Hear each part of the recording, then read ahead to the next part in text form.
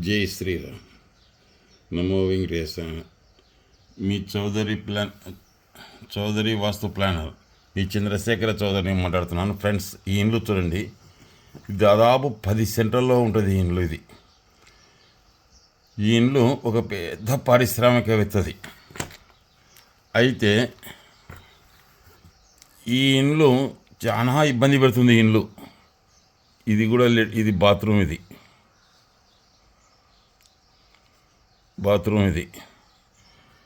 చాలా ఇబ్బంది పెడుతుంది ఇండ్లు. అయితే ఇది ఎవరు చూసినా దాదాపు అంటే వచ్చిన వాళ్ళ వాస్తువుల పిలిపిస్తారు. నాకు తెలిస్తే ఒక 30 మందిని పిలిపించినాడు ఈయన వాస్తునికే. వచ్చినోడల్లా ఈడ ఈ సన్నల గేట్ ఉండకూడదు, దీనికి ఎదుట గేట్ ఉండాలని చెప్పేది, లేకుంటే ఈడ స్టంప్ ఉంది, ఇది ఇట్లా ఉంది అనేది, లేకపోతే ఇది ఇట్లా ఉంది, అది ఇట్లా ఉంది అని చెప్పడమే కానీ అసలు ఫ్రాడ్ చెప్పడంలే. ఈడ కార్ పార్కింగ్ అనమాట. వీటి నుంచి వీటికి 30 అడుగుల పిల్లర్ వేసి ఇట్లా భీములు వేసి కార్ పార్కింగ్ పెట్టినారు. ఈ పిల్లర్స్ ఇవల్ల పార్కింగ్ ఇదల్లా దాదాపు 30 అడుగులు ఉంటుంది పార్కింగ్ అనమాట. 4 కార్లు పట్టాల, 4 కార్లు పడతాయి ఈ పార్కింగ్లో. ఈడ మళ్ళీ ఖాళీ స్థలం 20 అడుగులు ఉంటుంది. ఇక్కడ దక్షిణం 5 అడుగులు ఉంటుంది, ఉత్తరం 10 అడుగులు ఉంటుంది. ఇక్కడ కూడా దాదాపు 5-6 అడుగులు ఉంది. కాకపోతే ఇంత పెద్ద ఇండ్లు, ఇది చాలా పెద్ద ఇండ్లు. ఇది రికార్డు రూము, ఇది ఆయన ఆఫీసు, ఇది కిచెను, ఇది డైనింగు, ఇది ఓపెన్ కిచెన్ డైనింగ్, ఇది మీటింగ్, ఇది మీటింగ్ రికార్డు రూమ్లోనే మీటింగ్ హాలు, ఇది బెడ్రూమ్, ఇది ఒక బెడ్రూమ్, ఇది ఒక గెస్ట్ బెడ్రూమ్, ఇది మళ్ళీ మామూలు బెడ్రూమ్. ఈయనే కొంచెం కూడా పెద్దది ఉంది హాల్. ఇది డైనింగ్, అది మీటింగ్ హాల్, అదంతా ఏదైనా కూర్చొని మాట్లాడడానికి ఉండే హాల్. ఇది open kitchen and cum dining. ఇది సరే, ఇది మీటింగ్ హాల్. ఇది పెద్ద ఉంటుంది. అంటే ఎవరైనా గెస్ట్ వచ్చినప్పుడు మాత్రమే ఈ డైనింగ్ని వాడతారు. దీంట్లో దాదాపు ఇట్లా పెద్ద ఉంటుంది. అక్కడ 10 కుర్చీలు, ఇక్కడ 10 కుర్చీలు ఉంటాయి అనమాట డైనింగ్ టేబుల్. మీటింగ్ మాట్లాడినా ఏదో దండిగా గెస్ట్ వచ్చినప్పుడు ఈయనే భోంచేస్తారు, లేకుంటే లోపల భోంచేస్తారు. ఈయన ఒక పెద్ద పారిశ్రామికవేత్త. దాదాపు ఎంత ప్రాపర్టీ ఉందంటే మాకైతే చాలా అంతులేని ప్రాపర్టీ అయినది. ఒక విధంగా అంటే మా మండలంలో ఈయనంత సౌకర్యం లేడు. కానీ ఈ ఇండ్లు కట్టినాక ప్రతిదీ ఎదురైతుంది ఆయనకు. ఎవరు వచ్చినా ఈ గేటుకు, ఈ పిల్లర్ స్టంప్ ఉంది, ఈ స్టంపు తీసి అంటే ఆ స్టంపు తీసి ఈడ పెట్టినాడు. ఇంకోటి వచ్చి ఈడ వాకిలి ఈడ స్టంపు మీద నడుస్తున్నారు, తీయని ఈడ పెట్టించినాడు ఒకడు.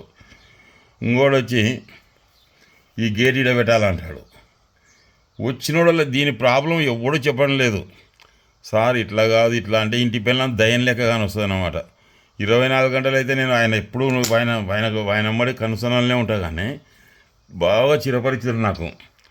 కానీ పెరటి మొక్క ఇంటి వైద్యానికి పనికిరాదన్నట్టు ఇంటి పిల్లలు దయం లెక్క కానీ వస్తుంది ఎవరికైనా. కానీ ఎన్నిసార్లు చెప్పినా ఆయన వినలే. సార్ ఇట్లా వద్దు, ఇది వద్దు సార్, ఇది వద్దు సార్ అని. అసలు వచ్చినోడల్లా ఇగో ఈ పిల్లర్ మార్చు, ఇది మార్చు, ఇలా పార్కింగ్ పెద్దగా అయింది, దీనికి ఇది చేయి, దానికి ఇది చేయి అని చెప్పడమే కానీ ఒక్కడు కూడా దీని ఫాల్ట్ కనుక్కోనేలే. నేనేం చెప్పినా అంటే, సార్ ఇక్కడ ఈ సమయం లోపలికి వచ్చి అరుగులు ఇవి అంటే ఆయన కుర్చీ కూర్చుకొని ఎవరినో ఆయన కోసం వెయిట్ చేసేవాళ్ళు, ఆయనతో మాట్లాడేవాళ్ళు. పారిశ్రామికవేత్తనాక రాజకీయ నాయకుడు కూడా ఆయనతో మాట్లాడానికి వచ్చిన వాళ్ళు అందరూ ఉంటారు. ఈ అరుగుల మీద కూర్చుంటారు. ఇవి మేడ మీదకి ఎక్కిపోనికే మెట్లు. ఇవి ఆయన ఎక్కిపోనికే, ఓన్లీ ఫ్యామిలీ మాత్రం ఎక్కిపోతాయి. పైకి మేడ మీదకి. పైన ఇట్నే ఉండే సెట్టింగు, పై సెట్టింగ్ కూడా ఇట్నే ఉంటుంది. వచ్చినోడలా నెత్తినొప్పి లేపడమే. ఈ బాత్రూమ్ బి కట్టడం, ఈ బాత్రూమ్ బి కట్టడం, ఇది ఇగో దీనికి దారం వేసి ఇగో ఈ సన్న పిల్లర్ ఇటుకుంది, దీన్ని తీసి దోగరే అని చెప్పినాడు. మళ్ళీ ఇంకోడొచ్చి ఇలా ఇంటికి ఈ సనానికి ఇది ఇండ్లు, వీటికి ఇది తక్కువ అయితే దోగండి అని చెప్పినాడు ఒకడు. ఈ సన్నంలో బోరు అది ఉంటే వీటికి ఈ సనానికి ఇట్లుంటే ఈ సన్నం కట్ అయింది, ఇది ఉండకూడదని కొట్టించినాడు. బోరు కొట్టించినారు, మళ్ళీ స్టంప్ వీక్ కట్టినారు, ఈ బోరు పూసినారు. ఇంకోటి వచ్చి వీటి నుంచి తీసుకుంటే ఈ సనం ఇట్ అవుతుందని మళ్ళీ దీని బోర్ను రెంటిని బూర్చి ఈడ ఈడ స్టంప్ ఈడ కట్టించి బోర్ను ఈడ కొట్టించినారు ఇక్కడ. మళ్ళీ ఈ అన్న కొట్టించినారు బోరు కొట్టిస్తే అట్లా దాదాపు ఒక 25 మంది వాస్తు పండితులు వస్తున్నారు. వాళ్ళు వచ్చినాడల్లా నన్ను పిలిపిస్తాడు. నేను చేసినది బూడిదలో వచ్చిన పన్నీరు అనమాట. నేను ఎంత చెప్పినా ఆయన వాళ్ళ మాట ఎన్ని ఖర్చు పెడుతున్నాడు కానీ ఇంకా తట్టుకోలేకపోయా. ఇంకోడు తూర్పు రోడ్డు కన్నా దీన్ని ఇదని మళ్ళీ దీని ఫ్లోరింగ్ను ఒకసారి అది చేసి ఇది చేసి చేసినాక ఈడ నీళ్ళు పోతాయి. ఇది మా కాలం ఉంటుంది కాలువ నీళ్ళు ఈడ పోతున్నాయి. ఈడ పోకూడదు నీళ్ళు, వీటి నుంచి పోవాల నీళ్ళని మళ్ళీ మళ్ళీ పెట్టించి ఓళ్ళు పెట్టించి మళ్ళీ ఇటు నుంచి ఇట్లా పంపించారు నీళ్ళు. ఇట్లా చేస్తే ఎన్నిసార్లు చెప్పినా వినలే. వచ్చినోడల్లా 30,000 20,000 10,000 తీసుకొని పోవడమే కానీ వాడు చెప్పడంలే. నేనేం చెప్తున్నా, ఈడ కిచెన్ కూడా ముందుకు వచ్చింది. ఈడ సెంటర్ వాకిలి ఉంది. ఈ సెంటర్ వాకిలి ఇక్కడ 10 అడుగులు, ఇక్కడ 5 అడుగులు అంత తలకల కొంచెం ఆగ్నేయంలోకి వచ్చింది. ఇంకోటి ఇది ఎనికిపోయింది. సార్ మనం దీన్ని ఇంట్లో కలుపుతున్నాం, ఈ గోడ కొట్టి వీకి ఆఫీసును పెద్దగా చేసుకున్నాం ఇట్లా.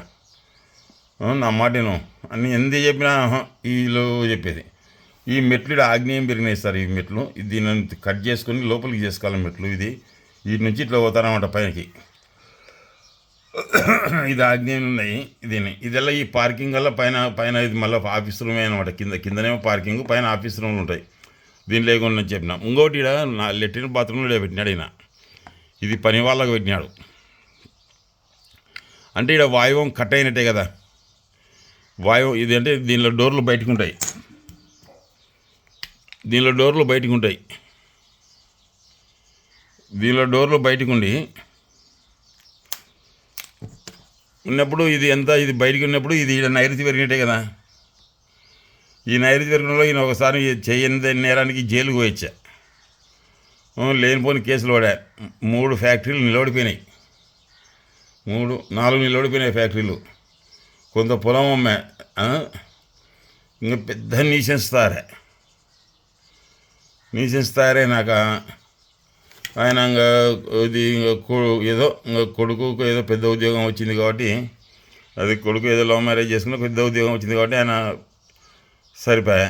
ఈయన ఇంత పెద్ద ప్రాసెస్ ఇంకా తట్టుకోలేక అమ్మేస్తారు శేఖర్ అంటే అమ్మేసేసారు. ఇంకా మీరు చెప్తే ఇనవలేము ఎందుకంటే ఇంటి పిల్లలు సుడంగా దయ్యం లెక్క కానొస్తుందంట.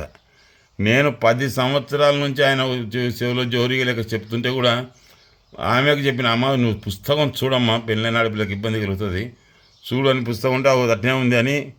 దీన్ని ఈ గోడ వీక్ కట్టాలంటే అయ్యే పని కాదు, ఇంకా వద్దులేసాక ఇంకా చేసినా కాడ చేసినాం, ఇంకా అమ్మి పడేస్తాను. ఇప్పుడు దక్షిణ ఫేస్లో కట్టించినారు నీళ్ళు. దక్షిణ ఫేస్లో కట్టించినాక ఆయనకు బాగుంది పరిస్థితి. అట్లా ఫ్రెండ్స్ వచ్చినోడల్లా అరే అస్సలు విషయం చెప్పండి రా అంటే, ఈడ పిల్లర్ ఉంది, ఈడ డోర్ ఉంది, ఈడ పిల్లర్ ఎత్తు, ఈడ ఈశాన్యం పెరిగింది, ఆడ వెదింది, పిట్ట కూడా కట్టు అని చెప్పడమే కానీ ఒరిజినల్ది ఎవడు చెప్పడం లేదు. ఈడ ఒరిజినల్ దోషాలు ఏంటంటే, ఇక్కడ ఇది అరుగు ఉంది కదా, ఈడ అరుగు 4 అడుగులు 5 అడుగులు ఉంది, ఈడ అడుగులు 10 అడుగులు ఉంటుంది. ఈ 10 అడుగులు అంటే 6 అడుగులు 6 అడుగులు ఎన్నికి కట్టినాడు ఇది. అది ఎందుకోసం కట్టినారంటే 10 మంది వస్తే కూర్చొనికే కావాలని కట్టినారంట ఇది. అంటే అప్పుడు ఈ డోర్ మూస్తే ఇక్కడ ఇట్లా ఆగ్నేయం పెరిగినట్టే కదా ఇది. ఇప్పుడు కిచెన్ ఇక్కడ ఉంది, ఇంత అంటే ఇది బాగా చూడండి ఫ్రెండ్స్, కిచెన్ ఇట్లా ముందుకుంది, ఇది ఇలా ఈశాన్యం లోపలికి ఉంది. ఇంకొకటి ఇక్కడ 10 అడుగులు ఉంది, ఈడ చూస్తే 5 అడుగులే ఉంది, అంటే కొంచెం ఆగ్నేయంలోకి వచ్చినట్టే కదా. ఇదల్లా పార్కింగ్. ఈ మెట్లు కూడా దక్షిణాగ్నేయం పెరిగినట్టే కదా. ఇప్పుడు ఈడ బాత్రూమ్ లెట్రిన్లు ఉన్నాయి, అప్పుడు ఇది నైరుతి పెరిగినట్టే కదా ఫ్రెండ్స్. దాదాపు ఈ ఇండ్లు 250 నుంచి 300 కోట్లు మింగింది ఇది. అలా కొద్దిగా మింగలే. నా కళ్ళు ఎదుటనే చూస్తూ కడుపులో మసిపోసినట్టు నాకు ఎన్నేం చెప్తే ఈనాడు ఈయన ఎట్ట చేయాలబ్బా ఆయన అని మళ్ళీ ఎవరినో వాస్తువులు తల శేఖర్ అని ఉందా పొందా. మళ్ళీ ఇంత మంచి వ్యక్తి అంటే అంత మంచి వ్యక్తిని ఎప్పుడైనా హైదరాబాద్ వాస్తునికి పోతే శేఖర్ యాండ్ ఒకటే నేను హైదరాబాద్లో ఉన్నా సార్ అంటే, నేను హైదరాబాద్లో వస్తున్నాను, నువ్వు పలాసాడికి రాని ఆయన కార్లు ఎక్కించుకొని వచ్చేవాడు. అంత మంచి వ్యక్తి. కానీ ఏం చేస్తావు మనం, టైం బాగాలంటే బుద్ధి కర్మానుసారి కర్మను బట్టి ఇండ్లు తయారవుతుంది. మనకు ఆ చెడిపోయేటప్పుడు ఉన్నప్పుడు పక్కనోడు కాదు ఎవరు చెప్పినా ఏం కాదు. ఎందుకంటే మనం ఎంత చెప్పినా ఆయన దేశ ఆయన ఉండి ఇప్పుడు తర్వాత ఇప్పుడు దక్షిణ ఇల్లు కట్టినాక బాగానే ఉన్నాడు అనమాట. అంత మంచి వ్యక్తి. నేను హైదరాబాద్కి ఎన్నోసార్లు ఆయన కార్లోనే వెళ్ళిపోయినా, వచ్చేటప్పుడు వచ్చిన. నేను హైదరాబాద్ పోతున్నా సార్, నువ్వు హైదరాబాద్ పోతున్నావు కదా, నువ్వు ఎక్కడున్నావు, వచ్చి పలానా సార్ నుండి వచ్చి ఎక్కించుకొని వస్తుంటే శివరాంపల్లి ఉంటే వచ్చి ఎక్కించుకొని వస్తున్నాయి. అటువంటి మనిషికి వచ్చినోడల్లా అరే నేను చెప్తున్న వాళ్ళకు కూడా అరే ఇట్లా ఉంది అంటే దానికే సంబంధం కాదు, ఇదంతా ఉంది కానీ స్లాబ్ ఉంది అంటాడు. ఈ డోర్లు వేస్తే ఆగ్నేయం పోతుంది శ్వాస, ఈ డోర్లు వేస్తే ఇక్కడ నైరుతి పోతుంది శ్వాస. అంటే నైరుతి ఈశాన్య కొలతల కన్నా వాయువు ఆగ్నేయ కొలతలు తేడొస్తే విశేషంగా నష్టపోతాడు అనేది వాస్తుశాస్త్రంలో ఉంది. బాగోదులండి ఫ్రెండ్స్, ఒక్కసారి నేను చెప్తున్నాను, మీరు నైరుతి ఈశాన్య కొలతల కన్నా ఇది నైరుతి ఈశాన్యం అంటే ఇప్పుడు ఇండ్లకి నేను రాసిన ఇంటికి ఈశాన్యం విన్నే,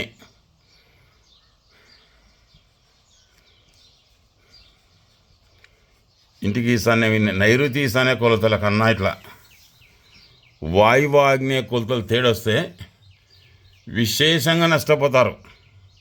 అంటే అంతు లేకుండా నష్టపోతారు అన్నమాట, తేరుకలేని నష్టపోతారు. బాబు ఆయనకు అదే జరిగింది. ఆయన ఎంత మంచి మనిషో ఆయన భార్య కూడా అంతే మంచి మనిషి, వాళ్ళకు అంతే నష్టం జరిగింది. వాళ్ళు ఎంత మంచోళ్ళు అంత భారీగా, ఎంత భారీ బుద్ధి అనేది అంత భారీగానే నష్టం జరిగింది ఆయనకు. ఇప్పుడు దక్షిణ ఫేస్లో కట్టుకొని చాలా బాగున్నాడు ఆయన. ఆమె కూడా మనశ్శాంతిగా ఉంది, శేఖర్ పోయినా కాటికి పోయింది అని చెప్తుంది. వచ్చినోడల్లా ఇది ఉంది, ఈడ పిట్ట కూడా కట్టు, ఈడ పిల్లర్ ఎత్తు, ఈడ ఈశాన్య గుంతుంది, ఈడ బోర్ ఉంది, అవేనా వాస్తుంటే అవేనా? ఒక జోలో పెట్టుకోవడం 30,000 20,000 దేంకొని పోవడం. పరిసరం వద్దా ఇది? ఈ పరిసరాన్ని చూసుకురా వాస్తుంటే.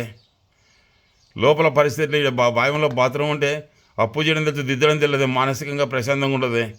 వాయువు దోషాల వల్ల ఈ ఇంటి ఆడసంతది బాధపడ్డా, వారి విషయంలో తల్లిదండ్రులు బాధపడ్డా జరుగుతుంది కదా. ఆయనకు అదే జరిగింది కదా. కొడుకు లవ్ మ్యారేజ్ చేసుకున్నాడు కదా, కళ్ళు పోయినాయా ఎవరికన్నా? ఎట్లా చెప్పాలనేది. కొన్ని జీవితాలు నాశనమైనవి వచ్చిరాని వస్తువులతో అని చెప్పి. అయ్యా శాస్త్రాన్ని చదవండి, ఒక్కసారి వాళ్ళకు పుస్తకాన్ని ఇవ్వండి, ఇట్టుండి ఇట్లా జరుగుతుందని చెప్పండి, వాళ్ళకి తెలియజెప్పండి.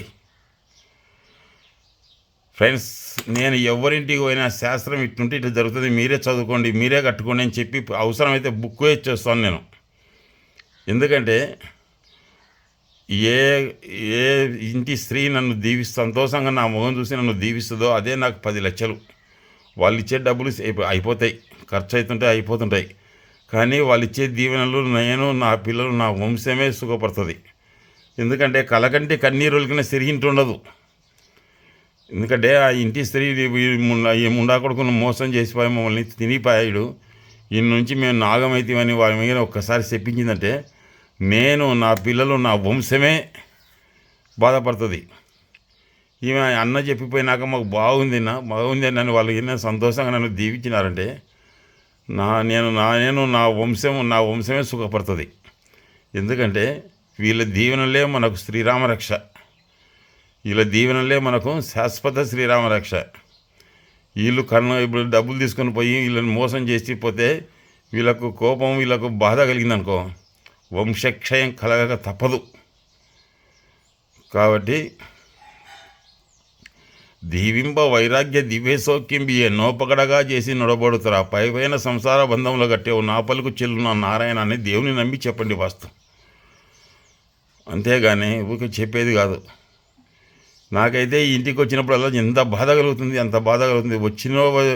వచ్చినోడలా ఈడ పిల్లర్ ఉంది, ఈడ ఈశాన్యంలో ఇది లెట్రిన్ ఉంది, ఇది ఈశాన్యంలో బాత్రూమ్ ఉంటుంది, ఈశాన్యంలో స్టంప్ ఉంది, ఈ పిల్లర్కి ఇట్లా చక్కగా దారం పట్టేది ఇదే. అస్సలు విషయాలు సబ్జెక్టులు ఇదిరానాయన అంటే ఒక్కడు దానికి ఏం కాదులే అంటారు. మీరే చూడండి ఫ్రెండ్స్, ఒక్కసారి నైరుతి ఈశాన్య కొలతల కన్నా వాయువాగ్నేయ కొలతలు తెలిస్తే విశేషంగా నష్టపోతారు. ఇక్కడ వాయువం ఇది పెరిగినప్పుడు ఇది నైరుతి పెరిగినట్టే కదా. నైరుతి అంటే ఆర్థిక జైలుకి పోతారు కదా. ఈయన జైలుకు పోయి చేయని దానికి ఎవరో ఊర్లో చేసిన మర్డర్ కోసం ఈయనని తీసుకొని లోపల పెట్టి ఇక్కడ ఆగ్నేయం పెరిగితే కోర్టు, స్టేషన్, పంచాయతీలు దొరుకుతాయంటే అవే దండిగా ఉండేవి నాకు. ఎప్పుడైతే ఈ పంచాయతీలు ఇవల్ల అజ్ఞానం పెరిగిందో కోర్టు స్టేషన్ పంచాయతీలు 4 ఫ్యాక్టరీలు నిలబడినాయి, పెద్ద ఫ్యాక్టరీలు. దాదాపు 300 నుంచి 250 కోట్లు 300 అది కోట్లు లాస్ అయ్యి నాకు భావం బతికింది. దాదాపు 1000 కోట్లు వచ్చిండదో చెప్పలేను కూడా. ఉంటాను ఫ్రెండ్స్.